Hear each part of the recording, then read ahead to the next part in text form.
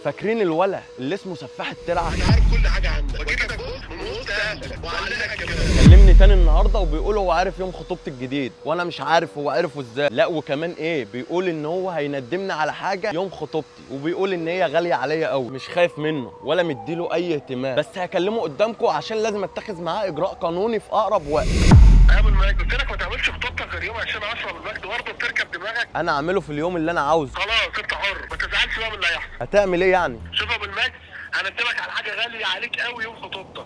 هتندمني؟ انا ما بخافش من حاجه، واللي انت قادر عليه اعمله، ومفيش حد يقدر يقرب من حاجه تخصني او تلزمني. خلاص انت اللي جبته لنفسك وسلام. انا مش عارف هو عاوز يعمل ايه بالظبط. انا خطوبتي فاضل عليها يومين، وهصور لكم كل حاجه بتحصل عشان نقدر نتعامل معاه بالقانون، وكل حاجه متصوره. سفاح الترعه بيكلمني دلوقتي وبيقول لي انا عاوزك ضروري. انا مش عارف هو عاوز ايه. انا هرن عليه دلوقتي قدامك. بقول لك انا عارف انت فين دلوقتي. انت عند الحلاق وعارف اسم الحلاق اللي انت عنده وعارف مكانه كمان. هو انت ايه اللي حد يا ابو يوسف اللي انا هنا؟ حصلش. عرفت منين اللي انا عند الحلاق؟ بقول لك لو عايز اجيبك هجيبك، بس انا بعذبك الاول. هتعذبني ازاي؟ في حاجه غاليه عليك قوي معايا دلوقتي. اركب العربيه دلوقتي حالا ورن عليا وانت فين. غالية عليا ازاي؟ لما تركب العربيه وترن عليا هتفهم. انا هرن عليه دلوقتي اما نشوف اخرتها ايه معاه. طبعا انت هتموت وتعرف ايه الحاجه اللي تخصك اللي معايا. اكيد طبعا. شبكتك معايا. شبكتي؟ ولو مش مصدقني اتصل على اي حد من بيتك.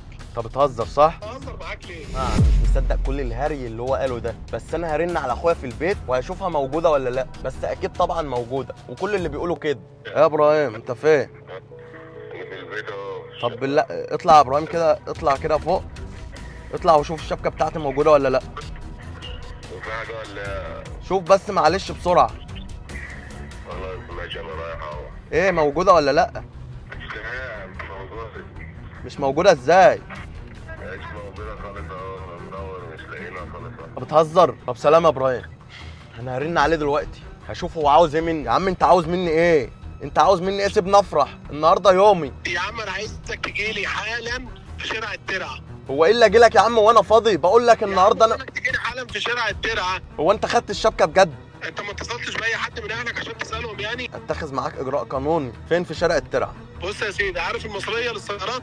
فين؟ عارف فرع اتصالات اللي في شارع الترعه؟ ابعت لي لوكيشن على الواتس اسهل. هبعت لك اللوكيشن، بس هو في الجزء الاولاني بتاع شارع الترعه. انا مش عارف هو عاوز مني ايه، بس انا هبعت دلوقتي لوكيشن لاخويا عشان لو حصل لي اي حاجه يبلغ البوليس. انت فين؟ انا عند المصريه اهو. طب ثواني يكون عندي. انت فين؟ انت فين؟ في ايه؟ تعالى بس تعالى. في ايه يعني؟ في ايه يا باشا؟ يا عم خش بس هقول لك. هو ايه اللي خش؟ تعالى بس عشان يا عم تعالى بس. كل ده متصور على فكره. يا عم عادي يا عم ده. هو ايه اللي عادي؟ يا عم انا مين؟ عايز تعرف انا مين الاول؟ ايوه عايز اعرف انت مين وخدت الشبكه بتاعتي ليه اصلا؟ يا ابني ده انا حبيبي.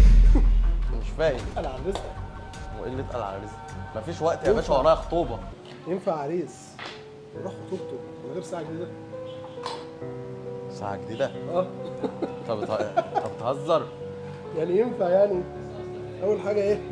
انت عامل كل الهيلمان ده عشان الساعه؟ عشان انا بحبك، مش عشان خاطر حاجه تانية خالص. كل الليله دي وكل على الافرمانات دي. فكره انا باعت اللوكيشن، لو كنت اتاخرت اكتر من ساعه كان البوليس هيجي هنا. كل ده بالاتفاق مع الراجل المحترم ده اهو، ومع كل الناس حبايبك، كلهم بيهزروا معاه. انت يا محمود الشبكه بتاعتي فين؟ وانت اتفقت مع محمود ازاي؟ يا عم مبدئيا الشبكه انا ما خدتهاش، اتفقت مع محمود ازاي؟ ده اللي هقول لك عليه دلوقتي. انا عارف ان انت اقرب واحد لابو المجد، عشان كده جبتك النهارده.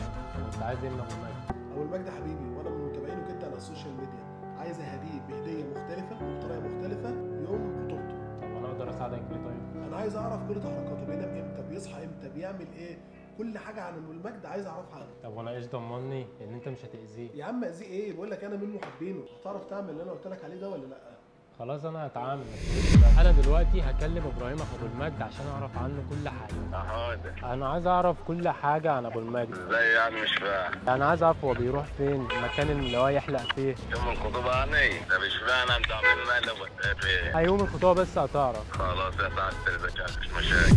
انا اعصابي يا تعبت. ابني ما ينفعش خطوبتك تبقى خطوبه عاديه، هو اللي بيقول لي تحركاتك. طب وايه حكايه سفاح الترعه ده؟ انا مش فاهم، انا خفت منك. يا عم ده فرع جديد مفتوحه لمحلات احمد سعد للساعات والنظارات في شارع الترعه، فاكيد في شارع الترعه وفي ترند سفاح الجيزه، بقى سفاح الترعه. لو باختصار شديد انا كنت عايز اخلي الفرحه فرحتين، الفرحه يوم خطوبتك وفرحه ان انا بفتح افتتاح فرع جديد. فانا كنت عايز اخلي الاثنين 20/10 عشان يبقى الموضوع مميز. يعني شوف انا جبتك المحل لسه بيجهز وكل حاجه بتجهز، لفته بتركب، وجبتك عشان تبقى انت اول واحد يخش المحل عندي. بجد انا اول واحد؟ والله ما حد دخل عندي قبل كده، مفيش غير صنايعيه وبس، وانت اول واحد هتعرف كل المفاجآت اللي هتحصل. في مفاجآت تانية؟ ده في مفاجآت كتير بجد. يعني يوم الافتتاح في خصم 80% اول 10 عملاء. ممكن الناس اصلا تفكروا اعلان، ده مش اعلان، انا اول مره اشوفه حالا. حبيت استغل الموضوع، واعلى فاتوره في اليوم ده هتاخد ايفون 14 برو ماكس هديه، تاني اعلى فاتوره هياخد نضاره جوتشي اوريجينال هديه. اشارك يا باشا انت ما اكيد معايا. ماشي. غير بقى ان في اليوم ده في بقى هدايا وفي فقرات وفي ليله وفي ناس كتير جدا جايين. الف مبروك على فرحك. الف مبروك. ايه بقى انت خليت فيها الف مبروك؟ هديه مقبول. وعلى فكره انا ما اجلتش خطوبتي ولا حاجه. ما انا عارف. ضحكت عليك حبيبي.